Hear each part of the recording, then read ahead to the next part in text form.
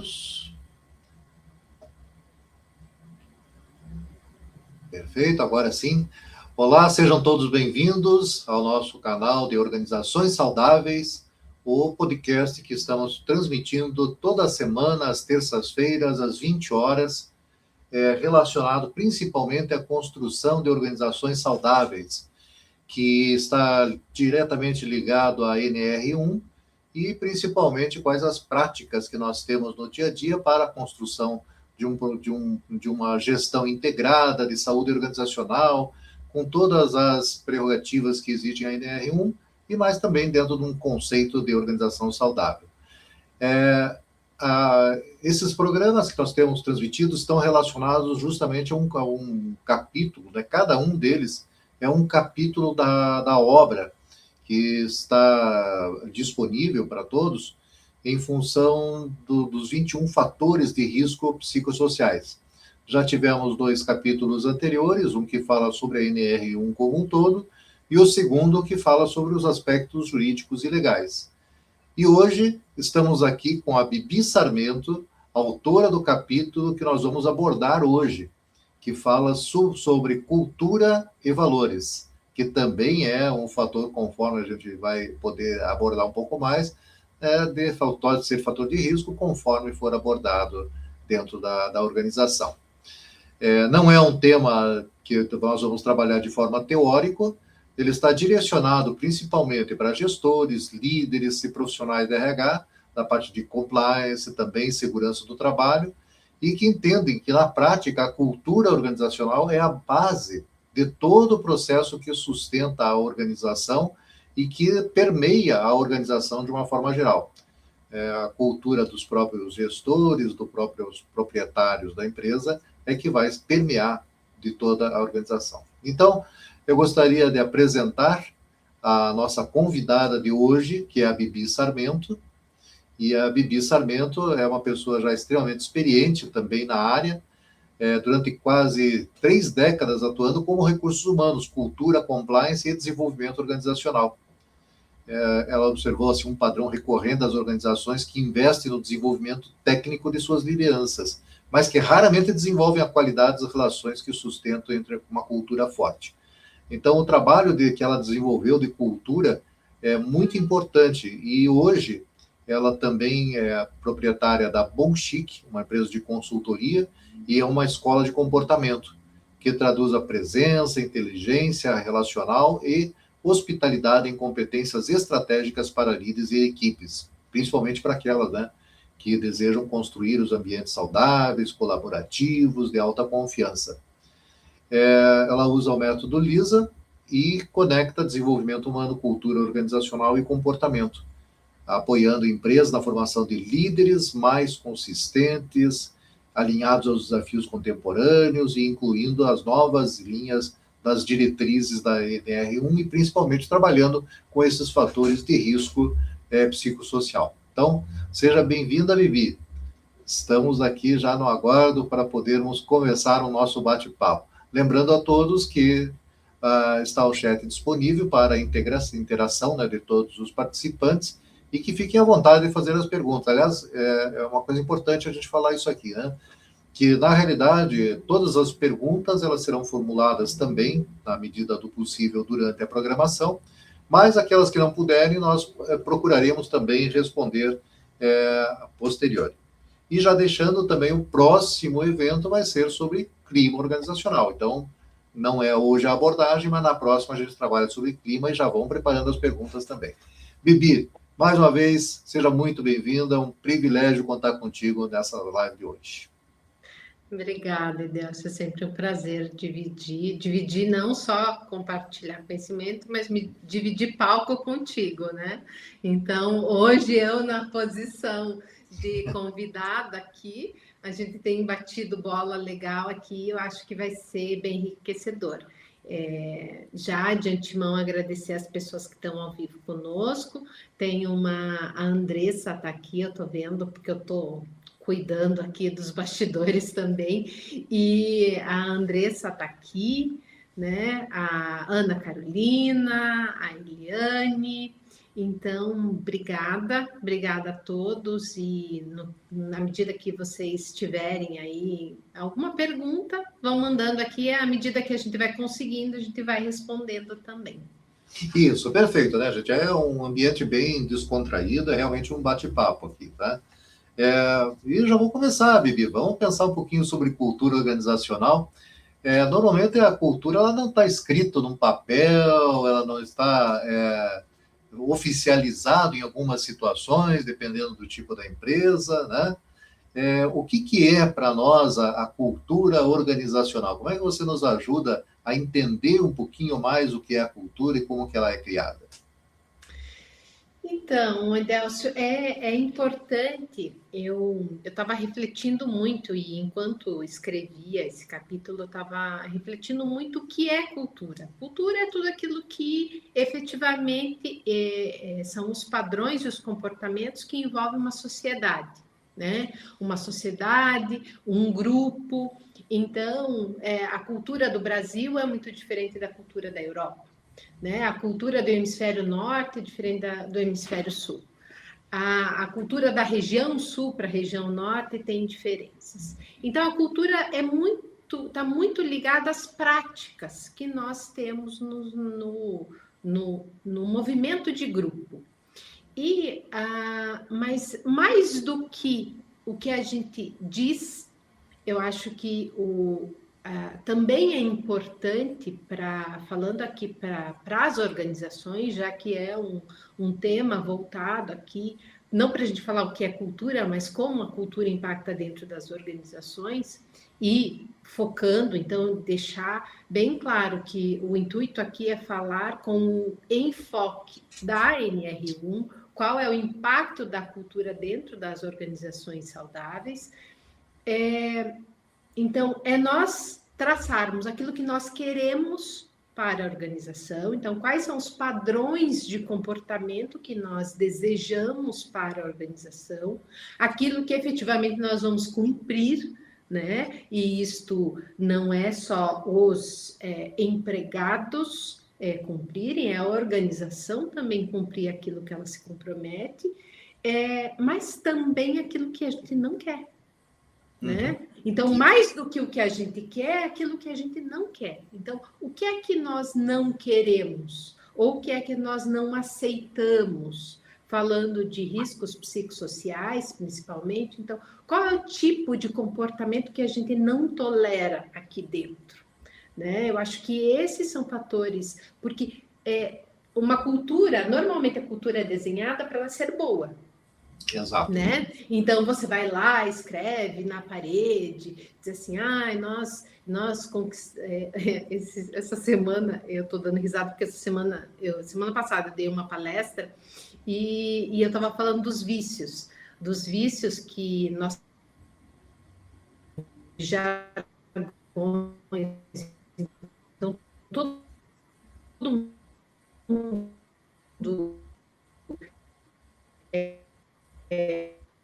Acho que estamos tendo um probleminha. Todo mundo entrega. Está me ouvindo? Cortou um pouco. Oi. Se puderes repetir, acho que cortou um pouco a fala. Cortou, né? Cortou. Eu perdi vocês aqui. Então, eu estava falando numa palestra que eu dei semana passada, porque todo mundo diz que entrega sonho, entrega experiência, e de verdade acho que a gente começou a confundir isso, como banalizou alguns termos no mercado, e eu acho que a gente tem que tomar cuidado com isso. Então, a cultura, de fato, ela é desenhada para ser uma coisa boa, né? Para ela carregar aquilo que a empresa deseja como padrões de comportamento. Então, como que ela vai tratar com os seus empregados, com os seus pares, com toda a linha de stakeholders que ela tem, né? Então, seja lá o terceiro, o fornecedor, não importa. Mas mais do que isso também é dizer aquilo que eu não quero. Então, o que eu não aceito? Eu aceito o desrespeito ou eu não aceito? eu tolero, o quanto que eu tolero, né? Eu acho que isto são fatores importantes, olhando principalmente para os fatores psicossociais hoje. Isso, e também eu acho que, aí corroborando um pouquinho, né, da experiência também vivenciada, por exemplo, assim, as empresas familiares, né, elas já têm uma cultura enraizada dentro da sua própria família, né? Muitas vezes os ambientes familiares, eles transportam para a empresa os fatores culturais, né? Seja valores essenciais, ou formas de trabalho, né? Ou reconhecimento. Então, que a cultura é valores, princípios, e tem também algumas coisas relacionadas, por exemplo, aqueles famosos totens que a gente chama, né? Que são aquelas figuras de, quem sabe, o patriarca, né, da empresa, que começou lá do zero, então o valor de esforço, o valor de dedicação, muitas vezes ele nasce dentro do próprio ambiente familiar, né? Mas muitas vezes as empresas que eu vejo que não têm origem familiar, elas começam a desenvolver suas culturas em função dos gestores, né? E como você vê esse processo da própria criação de uma cultura que seja favorável à gestão e não aquela cultura que dentro da NR1 a gente poderia colocar assim como alguns comportamentos tóxicos que vão levar para dentro da organização. Eu penso, Edelcio, que é bem importante olhar. Então, você deu dois exemplos bem distintos. Um da cultura familiar, que obviamente é importante, e normalmente você quer carregar, né? Você quer transpor e transcender isso para as gerações das organizações, mas também eu acho que tem que ter um certo cuidado aí da gestão de olhar para isso, para ver se esses comportamentos que vêm das famílias, eles são saudáveis para a organização. Não estou dizendo nem para só os empregados, mas para a sustentabilidade da organização mesmo, porque às vezes você tem aí empresas centenárias, Exato. centenárias que o mercado mudou, a vida mudou e alguns dos princípios e dos valores eles não conectam mais para a sustentabilidade do negócio. Então, eu acho que tem que ter um cuidado aí. Quando a Aliás, gente fala. uma coisinha bem rápida, né? As empresas são tão tradicionais que elas não inovam, né? É mais ou menos essa linha. Exato, exato. E você sabe que tem um fator bem interessante nisso, porque eu vou trazer isso para um outro contexto, que é cultural, mas familiar, assim, que às vezes o que as pessoas têm tem medo de você desconstituir a sua cultura familiar quando você muda a tua visão sobre algo.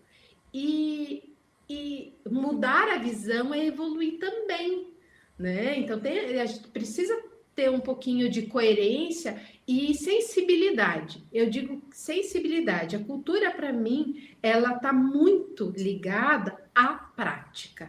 Até tem aqui um comentário da Ana falando que para não ter incoerência do discurso com a prática. E isto eu acho que é o grande cuidado e um dos maiores erros que as empresas têm quando elas permeiam a cultura baseado nos gestores. Aham. Porque às vezes você tem gestores maravilhosos, mas às vezes não. Exato. E é aí que mora o perigo. Né? Porque eu já vivenciei casos, Edelcio, que a gente tinha um bom gestor técnico, ele não era tão bom gestor de relacionamento, porque tudo isto é relacional, né? Cultura é muito relacional, e quando a gente começou a perceber a equipe estava indo para o mesmo lugar, porque uma das coisas que eu falo nas minhas palestras, Edelcio, sobre liderança, falando com liderança, liderança é espelho e cultura é espelho. Então, assim, se você tiver um espelho ruim, a imagem vai ser ruim. Uhum. Não tem como você trazer um espelho ruim e a distorção acontecer só na pessoa. Não vai acontecer. Então, a gente precisa tomar cuidado com o comportamento, porque a cultura é baseada em comportamento. Então, olhar para este lugar e perceber e ter sensibilidade, volto, né, à palavra sensibilidade, para ajustar a rota. Porque neste caso que eu tinha, cheguei para a equipe na época e falei assim: cuidado em quem você mira. Cuidado em quem você está mirando ser o teu espelho. Porque senão você vai começar errado as práticas do dia a dia, né? Então, acho que é esse cuidado que tem que ter. Eu acho que aí o papel da liderança ele é fundamental, porque na realidade ele vai ser o modelo, né? O exemplo daquilo que todo mundo entende como sendo um ótimo gestor ou um processo de sucesso, né, dentro da organização e fora dela. E, queira ou não, né, ele é realmente o inspirador de formação de novas pessoas. E eu Claro. tenho aqui uma pergunta que até foi bem interessante, que você estava escrevendo o capítulo, né? E tem Uhum. algumas questões aqui que foram bem relacionadas, que eu achei legal aqui para trazer. Eu vou até ler aqui, ó. Tudo a cultura educa, mesmo quando não percebe, e que toda liderança comunica valores, inclusive por aquilo que deixa de corrigir, né? Você pode dar um exemplo prático, assim, de como que isso aparece no dia a dia das empresas, como que isso pode ser identificado, né, dentro das Uhum, empresas? uhum. Então, eu volto, eu tenho estudado muito comportamento ao longo dos últimos, quer dizer, eu fiz isso a minha vida inteira, mas especificamente nos últimos 10 anos, eu tenho tido um olhar diferenciado para o comportamento, Edelcio, e para mim é muito claro que a nossa presença, então, você como gestor, como consultor, eu hoje como consultora também, ou como gestora, e aqui fica a dica para todos que são gestores de alguma forma, e veja, e gestor, e esse perfil de espelho que eu trouxe um pouquinho, ele serve para tudo, inclusive para vocês, pais e mães. Eu não sou, mas para os pais e mães, nós sempre espelhamos, sempre tem alguém olhando para Sim. nós. Uhum. Então, o nosso comportamento, ele fala, tudo que a gente faz comunica. Então, o comportamento que eu tenho, a fala, o gestual que eu carrego, a forma como eu me visto, a forma como eu olho para as pessoas, como eu me refiro às pessoas, como eu falo, é muito intencional e muito relacional. Certo. E quando eu falo dessa possibilidade que você tem de inspirar pelo modelo daquilo que as pessoas estão vendo e daquilo que elas não estão vendo, porque às vezes elas não conseguem decodificar aquilo que você faz de ruim, mas elas absorvem. Uhum. Então, Perfeito. por exemplo, você tem um chefe ele é legal, ele é assim, mas ele grita. Eu tenho um caso muito, eu vivi isso na prática. Aí você tem um chefe que ele é muito bom técnico, ele é aquele amigo de todo mundo, ele é super legal, mas quando ele dá os 5 minutos, ele é explosivo. Aí, de repente, você vê as pessoas estão fazendo a mesma coisa e elas não Uhum. percebem. Porque é meio osmose, sabe? A gente aprende meio por osmose essas coisas. A gente vai vendo. Às vezes você nem gosta daquele comportamento, mas se você parar para fazer uma reflexão, você está fazendo a mesma coisa. Perfeito. Então Acaba tá muito assimilando, né, os nesse lugar. comportamentos que te chamam a atenção, né? Então, o que você não fala é aquilo que você leva para as pessoas, você dá de exemplo para elas, bom e ruim, né? E que pode afetar, e com certeza vai afetar a vida dessas pessoas. Eu só queria voltar, Edelcio, só para fechar um pensamento da tua pergunta anterior, porque eu acho que eu fiquei vaga aqui na resposta, que é, para você ter o cuidado que nós precisamos ter da cultura baseada nos gestores, é que cultura baseada no gestor não é cultura da empresa. Uhum. Mas ela pode virar uma cultura da empresa se a empresa não olhar para ela. Sim, com E certeza. aí que está o cuidado que nós precisamos ter, porque as pessoas, elas vêm e vão.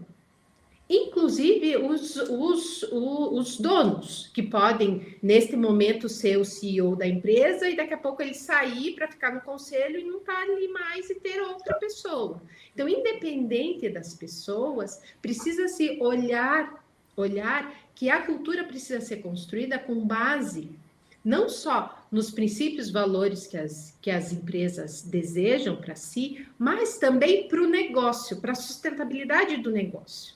Então, eu acho que também é nosso dever aqui, como consultores hoje, né, Edelcio, trazer de que, e falando, porque nós estamos falando para esses gestores, para os RHs, para as pessoas que estão olhando para as empresas, que nós precisamos gerar um ambiente agradável, um ambiente sustentável, mas ele precisa se sustentar. E se Exato. sustentar não é fazer o que todo mundo quer que faça, é fazer com respeito, com cuidado, com dedicação, aquilo que pode trazer um ambiente cultural agradável, mas que olhe para o negócio e que você possa dosar essas ações para que tanto o empregado fique feliz quanto os resultados venham a partir disto, né? Perfeito. Eu acho que nesse ponto é muito importante, até foi bom você ter retornado, né? Porque a cultura, né, sendo esse conjunto de valores, primeiro passo, ela deve ser, vamos dizer, praticamente uma construção. E quando nós fazemos lá o planejamento estratégico da empresa, né, a gente fala, né, de valores, princípios e tudo mais. Mas muitas vezes ele não é absorvido ou incorporado diretamente na organização.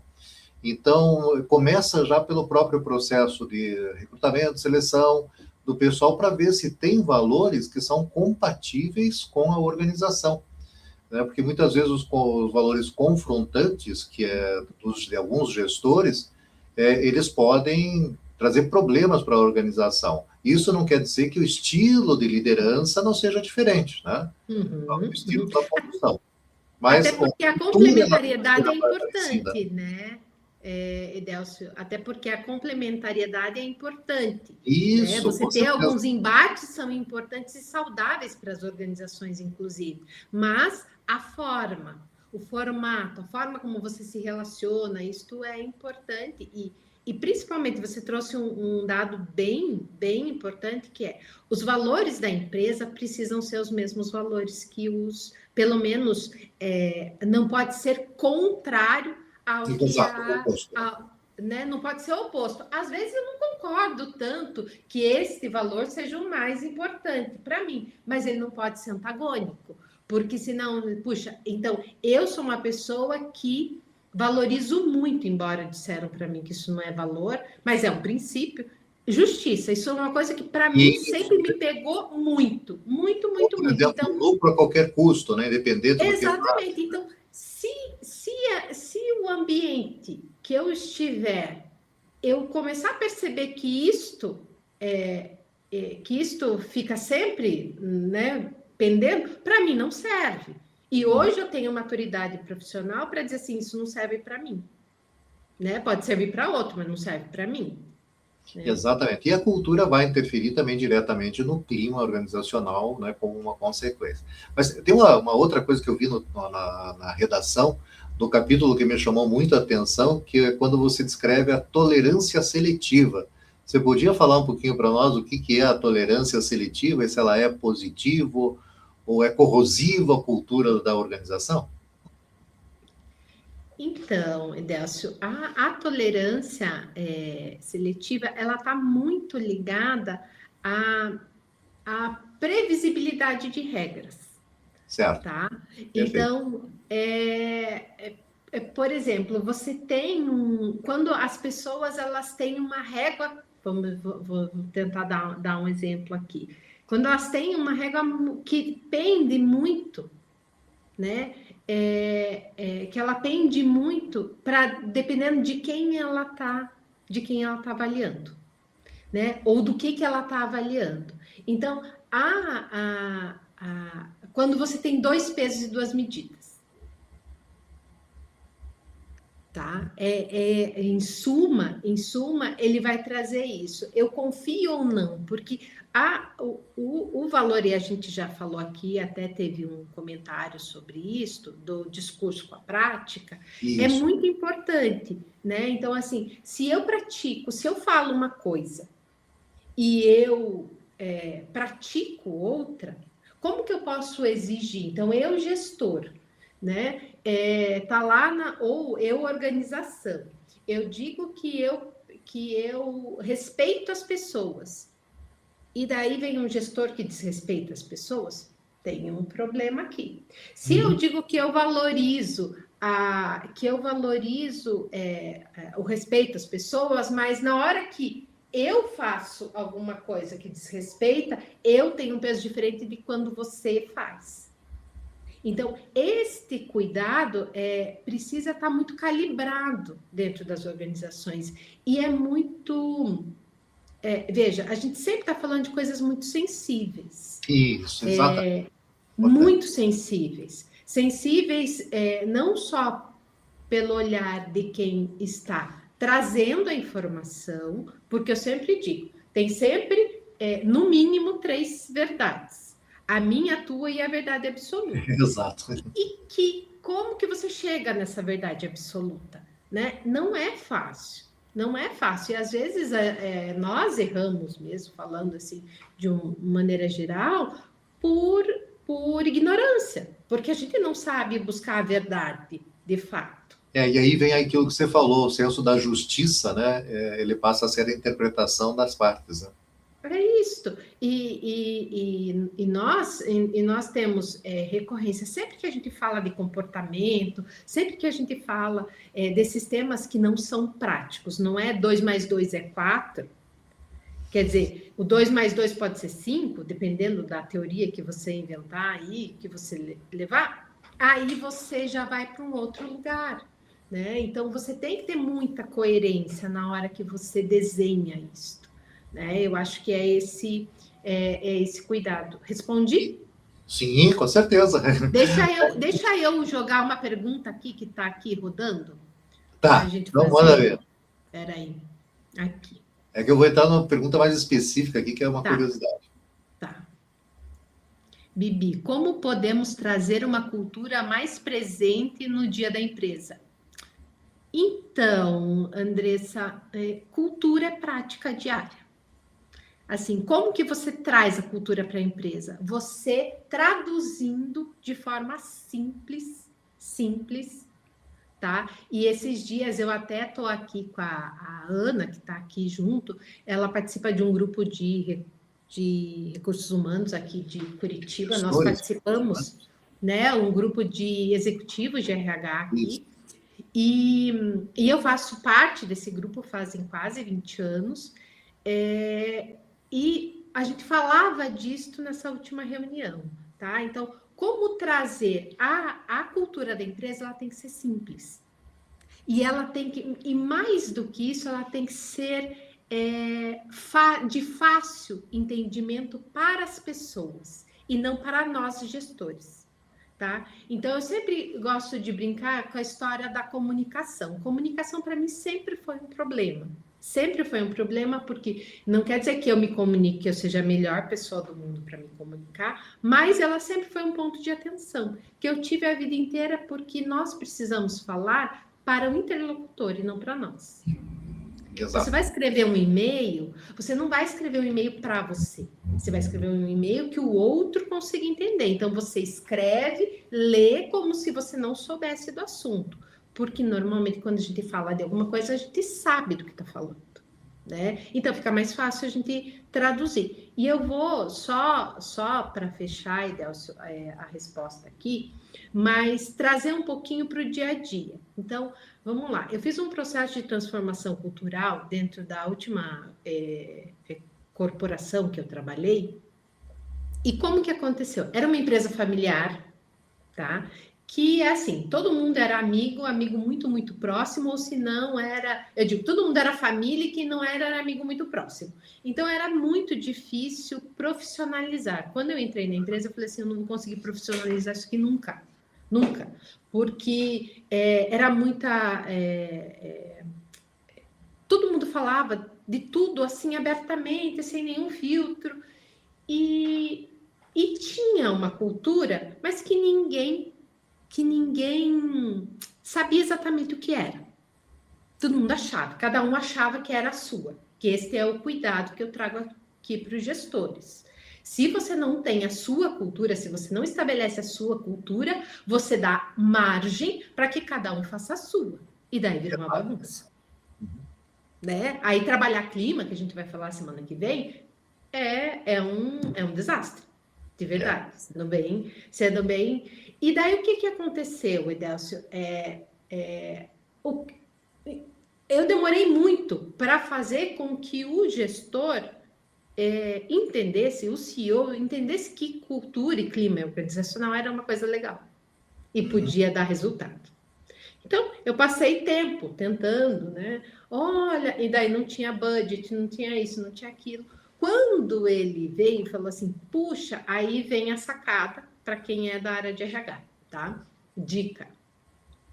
E os gestores que estão aqui, né, eles vão saber que isso é uma técnica. Você vai levando a coisa para ele achar que a ideia foi dele. Sim, daí com você certeza. ganha. Aí você ganha o gestor. Quando ele chegou e disse assim, puxa, ele foi para um curso em São Paulo, voltou e falou assim, Vivian, sei o que vai fazer diferença na empresa. Eu disse, o quê? Clima organizacional. A gente vai falar semana que vem. Mas eu falei assim, tá Boa aí, ideia. puxa, boa ideia. Ótimo. Aí eu falei assim, agora vai dar certo. Ele olhou para mim assim, por quê? Eu falei assim, porque agora você comprou a ideia. Exatamente. Até, Vivi, se você me permite falar rapidinho, claro. A Andressa, que é a consultora também, ela fez parte da equipe de uma própria transformação que teve, né, numa organização que era um clima horrível, desagradável, né? Era tóxico. E o clima não é o nosso tema de hoje, mas era uma mudança de cultura. Então, não foi, claro, num mês, 2 meses, 3 meses, mas foi um trabalho que eu vejo de exemplo, mudança, comportamento, os líderes que ficaram começaram a trabalhar de uma forma diferente, a ter respeito pelas pessoas, começaram a entender que estavam num processo de mudança. E é claro, né, teve lá uma ou duas situações em que as pessoas não estavam compatíveis com os valores que estavam na fase de implantação. Aí, nesse caso, algumas pessoas saíram, né, natural, mas foi feita toda uma adaptação até por gestão por competência, né, que nós trouxemos lá dos core competences do planejamento estratégico e começamos a depurar os valores e fazer uma avaliação de equipe individual, né? Mas foi um trabalho bem interessante de mudança de cultura que conseguiu aí dar um resultado maravilhoso em termos de ganho de produtividade, senso de comprometimento, né? Senso de pertencimento na organização. Então, que foi fantástico. Que é isso que eu ia complementar. Quando eu fiz esse trabalho, a gente fez um resgate. Disse assim, puxa, tá, vamos falar de cultura, trouxemos as pessoas bem antigas, fizemos um trabalho de levantamento, escutamos todo mundo, desenvolvemos, chegamos num DNA da empresa. E disse assim, agora a gente vai falar sobre isso. E quando a gente foi traduzir isso, a gente traduziu, claro, no manifesto, que são práticas hoje mais modernas, né, do que missão, visão e valores, mais modernas. Só que, mais do que isso, a gente começou a traduzir nas nossas ações diárias aquilo que a gente colocou como o nosso compromisso no manifesto. Então, nós gostamos de tomar café, porque nós somos uma família. Era assim que nós nos víamos. Então, nós dizemos, a minha família é você colaborador, é você prestador de serviço, todo mundo faz parte desta família. O nosso DNA é trazer verdade, é trazer inovação, é ser rápido, é ser dinâmico.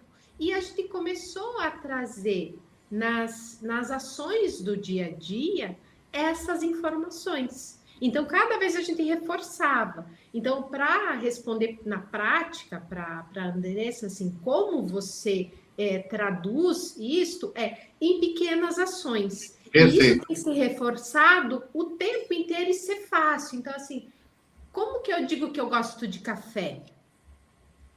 Eu vou fazer uma ação, um bate-papo, venha tomar um café comigo. Sei lá. Era uma ação que a gente fazia e foi 100% online. Então, a gente vamos bater papo num cafezinho.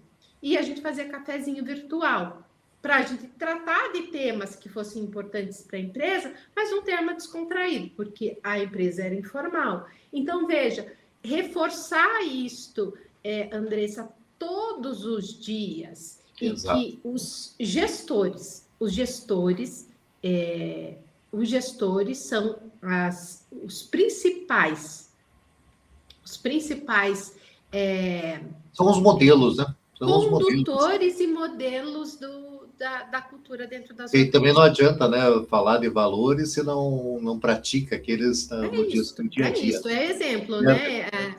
Eles comentaram aqui, né? Até para não haver, aqui, ó, tem aqui até para não haver incoerências entre discurso e prática. Né? Até nesse sentido, assim, que eu vejo muitas vezes, né, como que são vistas as falhas, como que são vistas, vamos dizer assim, o relato de problemas dentro da organização. Se elas são mais, assim, no aspecto punitivo, não aceitamos críticas, né, esses valores culturais, muitas vezes, eles também estão diretamente ligados à própria NR1, dos fatores de risco psicossociais, e que muitas vezes se transformam como assim, os destruidores dos valores essenciais da organização, né? Então, como é que você vê, principalmente, essa resistência até por parte dos gestores principais, executivos maiores, da aceitação de um feedback, da aceitação de melhorias, né? Então, eu vou falar uma coisa bem polêmica aqui. Bom, é o objetivo, não é só o feijãozinho com arroz, não. Vamos botar um pouquinho de lenha aí. O que eu vou te dizer, Delcio, é que eu sou uma profissional que eu prefiro que você precisa traduzir a tua verdade dentro da para você construir cultura, para você ter uma organização saudável, que é esse o objetivo aqui, você precisa trazer a tua verdade. A gente acabou de falar que ambiência influencia, que modelo influencia. Então, se você sabe que tem uma deficiência, que existe uma deficiência, não coloque dentro da tua cultura, escrita na tua cultura, um valor que seja antagônico àquilo. Porque você não vai conseguir manter. Entende o que eu estou falando? Então, por exemplo, você diz assim, nós aqui preservamos a inovação. Você pode errar rápido, porque isso daí, para as empresas que são ágeis hoje, que estão aí no movimento de inovação, então, se fala muito no errar rápido e consertar rápido, né? Então, ter essa velocidade.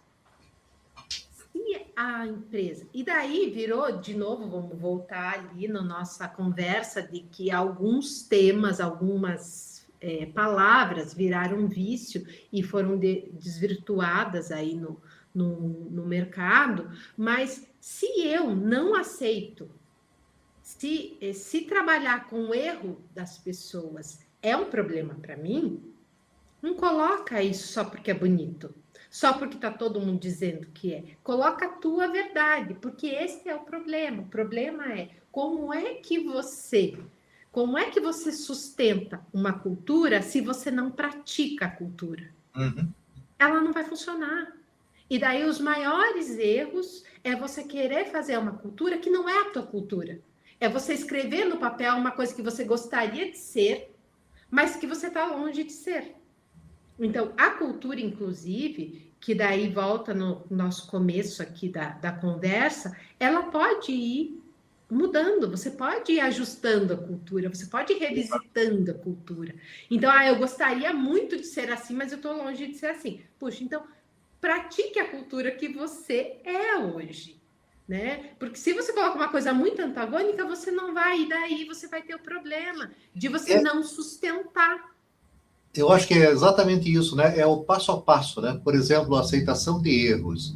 Então, vamos dizer, cada pessoa, ela vamos dizer, teria uma alçada, né? Que ela pode errar até, vamos pegar em valores, como se fossem valores financeiros, até R$ 1.000, outro até 5.000, 15.000. Então, cada um tem a sua alçada de erro. Quer dizer, qual é o erro que eu consigo admitir dos meus colaboradores que se transforme em um processo de aprendizagem, né? E não da punição. É claro que a pessoa não vai extrapolar os limites que são dados do poder, né, para tomar as decisões e para poder errar. E é um processo de aprendizagem, né? Então, acho que isso é legal a gente calibrar dentro da organização e deixar claro para todo mundo, né? Pode errar, olha, mas decisões que até, né, um valor, quem sabe, possam ser aceitados. Inclusive, tem que tomar muito cuidado. Eu acho que tem que tomar muito cuidado, porque o fato de errar, de você errar, deixar as pessoas errar, isso faz parte da inovação, do processo de inovação. Você não acerta, às vezes, de primeira, você vai precisar errar. Mas qual é o tamanho do erro? O erro é consciente ou ele é, assim, eu estou fazendo de qualquer jeito? Então, veja, entender isso, e daí depois a gente vai para a sutileza de como avaliar isso, mas a nossa responsabilidade, tanto quanto gestor, quanto como empresários e RHs aqui, né, seja quem estiver tomando a direção disto, é entender, é deixar muito claro os parâmetros daquilo que pode e daquilo que não pode. Né? Então, eu já vou emendar uma outra perguntinha, aproveitando Claro. que você, para complementar a tua resposta, da importância da comunicação e transparência, ou da comunicação transparente também, né? Então, de novo, eu vou falar uma coisa que pode não ser tão legal para todo mundo, porque eu sou super a favor de uma conversa franca. Eu acho que a gente ganha as pessoas sendo francos e verdadeiros, por mais que doa. Óbvio que ser franco e verdadeiro, ser transparente, não quer dizer que você tem que falar tudo. Você tem que saber como falar, o que maneira, falar, né? até A forma, o que né? eu posso falar, né? Então as pessoas também confundem um pouco. Então vou sair falando. Não, você vai fazer, você vai dosar, você vai entender para que público que você está falando, o que você pode falar, até quanto você pode falar, mas eu entendo que se você é muito transparente naquilo que pode e o que não pode, até os feedbacks ficam mais fáceis, porque a pessoa já sabe o que é esperado dela, e daí se você for o cuidado do feedback, entender, inclusive, Edelcio, as pessoas têm receio de dar feedback hoje, porque você vai ficar numa saia justa. Mas a saia justa só é colocada porque a gente não é transparente. Se a gente dissesse, olha, o que você precisa fazer é isso, isso, isso, e se não acontecer, a gente vai precisar rever a rota, a gente vai precisar conversar, isto abre um precedente para que a conversa de um feedback não seja fácil. Isso, então, Vivi, mais uma perguntinha que é fundamental. Dentro da NR1 se fala muito da questão de desconforto, conforto, né? E o que é um fator de risco, o que é a questão de assédio, né? E tem muitas vezes, até nós já conversamos um pouquinho sobre isso, que nos perguntam, né? Se, por exemplo, o feedback não é um problema que pode trazer a insatisfação da pessoa, ou pode ser caracterizado como assédio, né? Como é que você vê isso?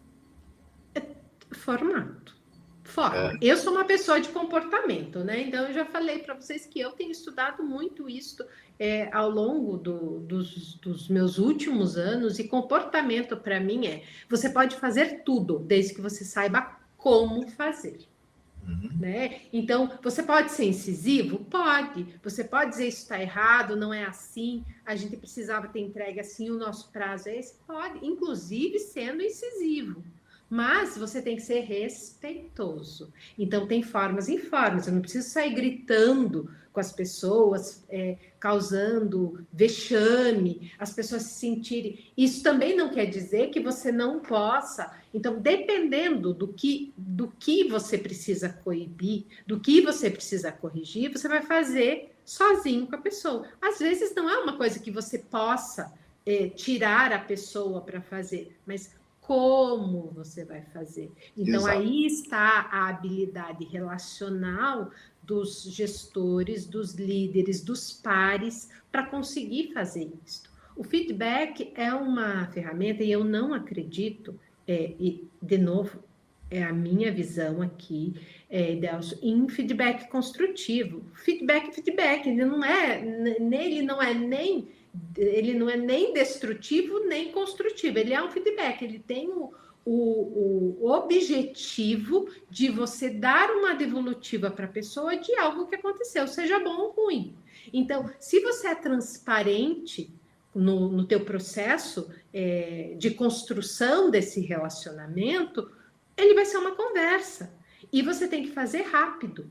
Então, você não pode deixar para fazer, vamos rodar a nossa pesquisa de clima, daqui 6 meses, daí eu vou dar o feedback para a pessoa de tudo que ela fez.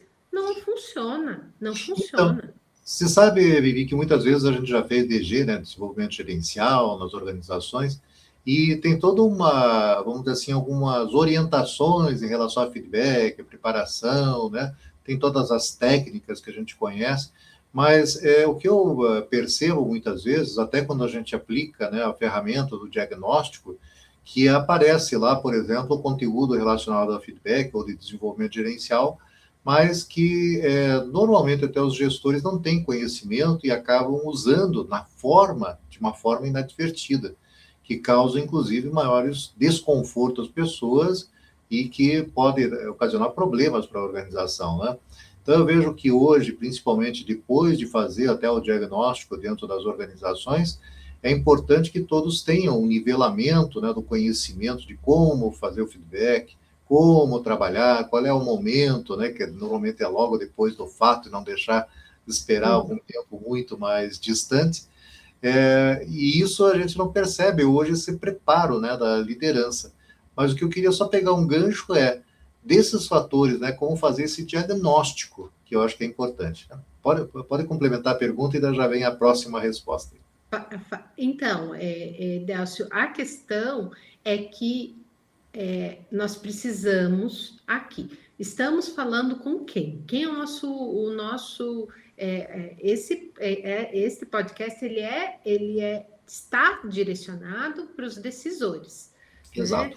Né? E existe um cuidado que nós precisamos ter como gestores que somos, saber se nós realmente sabemos usar as ferramentas. Porque todo mundo acha que feedback é simplesmente você ir lá e bater um papo com a pessoa. Entende? Então, aí, por isso que você tem dificuldade de dar feedback. Por isso que o feedback pode gerar um caso de assédio. Até pode chegar a um caso de assédio. Porque é formato. Então, assim, desenvolver essas habilidades pode parecer uma coisa que é simples. Conversar com uma pessoa, então vou aqui bater um papo com o meu time, eu estou numa posição hierárquica superior, então logo eu sei fazer isso bem. Não é verdade. Não é verdade. Nós que trabalhamos comportamento há quantos anos? Faz 30 anos que eu estou dentro dessa área e eu vejo a delicadeza que né? O quão delicado é você entrar numa conversa difícil. E por quê? Por falta de habilidade. né? Então, esse cuidado em treinar, em capacitar os gestores para que eles saibam de fato, né, que quanto mais transparente você for, você olhar o seu comportamento, você se olhar, enfim, tem uma série de outros fatores aqui que daria mais um podcast aqui, que a Isso. gente precisaria Falar nisso, trazer Mila, só para falar de feedback. exatamente, nós já estamos nos 10 minutos finais aí, que eu acho importante ter uma pergunta aqui que é fundamental dessa questão do diagnóstico, né? Que hoje nos fatores psicossociais da NR1, principalmente, o pessoal utiliza muitas ferramentas, e dentro dessas ferramentas, e isso já em todas as palestras eu procuro deixar bem claro, que colocam muitas vezes um questionário lá de 17 perguntas para fazer o mapeamento de risco.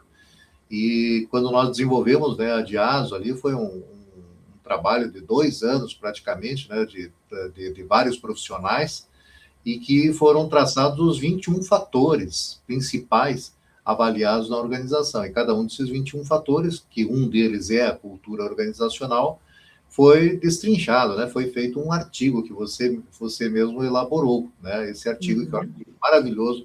Depois nós vamos compartilhar aí quando tiver já devidamente registrado com todos os participantes, né? E esse diagnóstico que a gente percebe, principalmente voltado aí para a questão cultura, ela é importante porque não é só feedback, não é só a liderança, mas, assim, como é que você vê os principais fatores culturais que podem interferir como fatores ofensores, né, como fatores de risco psicossociais dentro da organização? Os fatores cultura, né, da cultura.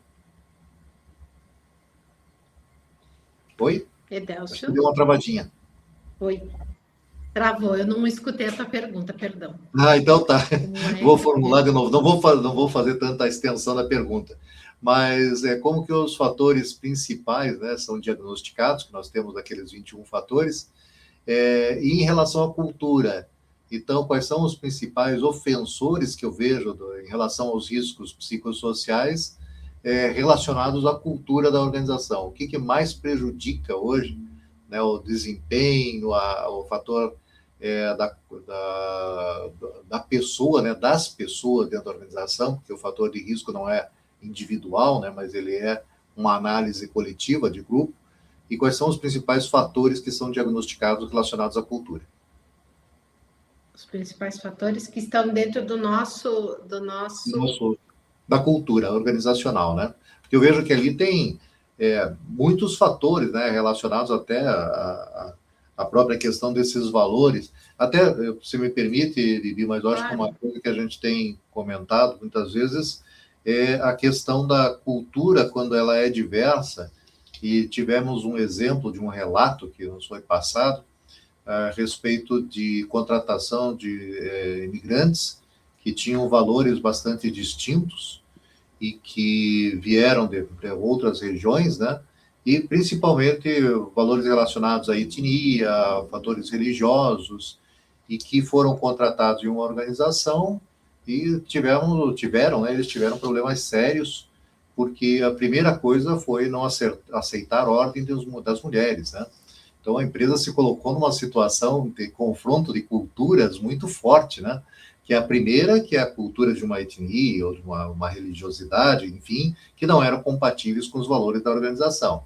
E segundo, que é a misoginia relacionada a não aceitar a ordem das mulheres, não respeitar e tal. Então, esse eu vejo talvez como um fator que já poderia ter sido preventivo lá no levantamento, né, dos perfis, para não contratar essas pessoas especificamente, para não ter um problema muito maior pela frente. Então, eu vejo esse é um problema de confronto de cultura, né, que não poderia ter entrado dentro da organização. Então, quais são os outros fatores que você vê importante também trabalhar quando se trata de cultura organizacional? Eu acho que esse tema que você trouxe, Delcio, ele é bem delicado, porque nós temos recebido muitos imigrantes e a gente tem feito trabalhos e tem tido profissionais bem interessantes aqui, mas a gente precisa pensar nisso. A gente precisa pensar que até para você receber os imigrantes dentro da sua organização, você precisa trabalhar com tanto a multiculturalidade e a multiculturalidade, a diversidade, a interculturalidade de um lado e do outro. Para quem está recebendo, tá? Então, a empresa receber estes imigrantes e eles fazendo como se fosse um onboarding diferenciado para que eles consigam se adaptar à cultura do Brasil. E entendendo que este é um ponto relevante, e eu acho que fica bem esse alerta aí para as organizações, você, num processo de recrutamento, você já identificar isto. Se a pessoa, o quão ela é flexível com este ou este comportamento. Olha, nós entendemos que a sua cultura é assim e aqui existe este formato na empresa. Isso como é para você. Porque a gente esquece, quando a gente fala de diversidade hoje, a gente fala de diversidade de cor, né, de gênero, e não é só isso. A cultura tem um impacto gigantesco. E não é só, lê do engano, de imigrantes de outros países, inclusive de regiões. Você pega uma pessoa do Nordeste e coloca aqui no Sul, ou uma pessoa do Sul no Nordeste, no Centro-Oeste, porque tem culturas completamente diferentes. Então, esse trabalho é um trabalho que vale a pena, inclusive, a gente falar sobre ele aqui depois da nossa... Deixar aí no rastreamento para a gente falar sobre isso. E nós temos um dos fatores também da ferramenta, são os fatores discriminatórios, né? Então, a gente entra nesse outro fator. E veja, independente da cultura, da região, né, é importante sempre criar esse fator de agregação. E esse ponto que foi levantado foi um ponto assim, bastante polêmico, né, muito sensível, e que não é generalizado, né? Não se deve generalizar nenhuma cultura, né, nenhuma nada, mas é um cuidado, um alerta para as organizações para que consigam promover um ambiente saudável com valores que não sejam tão desconexos, né, tão antagônicos até em relação ao principal. É isso. Mas só para fechar a tua pergunta, ainda dos fatores, que já está estourando aqui, né? Mas, assim, coerência da liderança, eu acho que é um ponto que pode pegar muito na avaliação de cultura. Inclusão e respeito. Isso. Né? O quanto isso é visto, ética profissional, ética nos negócios, ética nas relações. A parte da meritocracia pode ser um fator que pode pegar também, né? E valores, né? Alinhamento dessas expectativas de um lado com o outro, né? É importante só esclarecer também para quem está nos ouvindo, né, nos vendo, que todos esses fatores eles foram levantados aí para uma ferramenta, né, que é o DIASO, Diagnóstico Integrado de Ambiente de Saúde Organizacional, e que todos nós participamos de uma discussão muito profunda sobre todos esses pontos. Então, ela é uma ferramenta que hoje procura avaliar todos esses 21 fatores que interferem na NR1 e com um plano de ação muito bem estruturado. Quer dizer, não é simplesmente aquilo que a gente fala, não trabalhar com a causa, né? Trabalhar com o sintoma não adianta, a gente tem que ir na causa propriamente dito. Está estourando o nosso tempo, Bibi. Vamos lá. Eu só tenho a última pergunta para fechamento aqui. Não vai dar nem para abrir para mais perguntas do pessoal, mas aquela pergunta eu acho que é tradicional sempre no fechamento dos nossos eventos. Você tem algum conselho que você gostaria de dar para os lideranças, para os gestores principais de uma organização, para fortalecer a cultura da organização e criar um clima agradável? Tenho. Eu acho que a gente até já falou disso aqui, mas eu vou reforçar, né? Eu vou reforçar que antes da gente criar uma cultura, é importante a gente olhar para trás, né? Olhar para trás, se perguntar o que é que eu faço, quem eu sou, falando de organização, tá? Quem eu sou, em que momento eu estou, e traduzir a cultura da organização para a sua verdade naquele momento. para que seja fácil você implementar a cultura dentro da organização. E aos poucos você ir ajustando. Então, se eu gostaria de ser outra, é fazer sabe, o roadmap, que você diz assim, Sim. eu estou aqui e daqui 10 anos eu gostaria de estar aqui, daqui 5 anos eu gostaria de estar aqui. Então, se você gostaria de ter uma cultura diferenciada, mas sente que ainda não consegue ter essa fortaleza, você faz um roadmap mesmo, né? Que é um caminho ali do tempo e vai revisitando isso, mas ser muito verdadeiro com a sua cultura, né? Com a sua verdade, mas traduzir a cultura na sua verdade. E falando de organização. Então, os CEOs, os presidentes, donos das empresas e os RHs, eu acho que tem um papel fundamental de encabeçar isto para não deixar que a cultura seja de pessoas, e sim seja para as pessoas, né? Seja da organização para as pessoas. Perfeito, maravilhoso, Vivi. Vivi, mais uma vez, muito obrigado aí pela disponibilidade, né, e trazer o teu conhecimento e compartilhar aí conosco.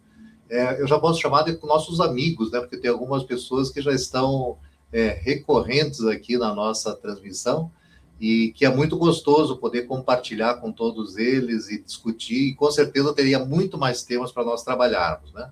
E se esse tema tocou você, o convite é simples, né? Comece a compartilhar, comece a discutir, nós estamos ali no LinkedIn também, podemos levar essa discussão até para a questão de contatos pessoais, né, orientação, e nós temos também um livro que está para ser lançado agora, que é um download que vai ser permitido, os 21 fatores, né? E na próxima, aliás, toda terça-feira nós teremos essa apresentação, essa live, às 20 horas, e da próxima será o tema principal, é clima organizacional, que também é um tema que teríamos 5 horas para falar, né? Mas nós temos que nos limitar aí 1 hora. Então, quem tiver dúvida também vai anotando, nós estamos aqui dispostos a resolver todas as dúvidas relacionadas ao nosso programa. Então, muito obrigado pela presença de todos e nos encontramos na próxima semana para falar sobre clima organizacional. Uma boa noite. Obrigada.